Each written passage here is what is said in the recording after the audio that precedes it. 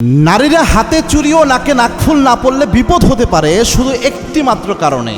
আপনারা তো গ্রামগঞ্জে শুনে থাকবেন হাতে চুড়ি ও নাকে নাকফুল না পরলে স্বামীর হায়াত কমে যায়। এগুলো সব কিন্তু কুসংস্কারপূর্ণ কথা, এগুলো আমার আলোচনায় শুনেছেন। কিন্তু একটা কারণ এমন আছে যেই কারণে যদি স্বামীর জন্য কোনো স্ত্রী নাকে নাকফুল এবং হাতে চুড়ি না পরে তাহলে একটা বিপদ হতে পারে।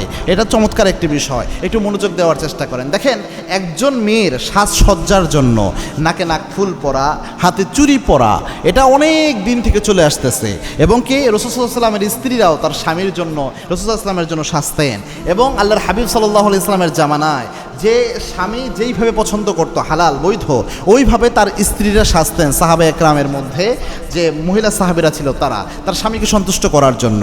এবং কি আল্লাহর হাবিব সাল্লাল্লাহু আলাইহি ওয়াসাল্লাম জানিয়েছেন, কোনো নারী যদি তার স্বামীকে সন্তুষ্ট করার জন্য সাজগোজ করে, কোনো নারী যেইভাবে সাজে, এই সাজগোজ দেখে যদি তার স্বামী মানসিকভাবে প্রশান্তি পায়, এটাও আল্লাহ রাব্বুল আলামিন সদগার সওয়াব তুলে দেয় নারীর আমলনামায়। এটার মাধ্যমেও সদগার সওয়াব উঠে যায়। দুই একটা বর্ণনা এমন পাওয়া যায়, যদিও রেওয়ায়াতগুলোকে অনেকে দুর্বল বলেছেন, যে নারীর সাজ দেখে কোনো স্বামী যদি মুচকি হেসে দেয় তাহলে কবুল হজের সওয়াব বা উমরার সওয়াব পাওয়া যায়, এরকম বর্ণনা পাওয়া যায়। তবে বর্ণনাগুলো ভিত্তিহীন, অতটা স্ট্রং না।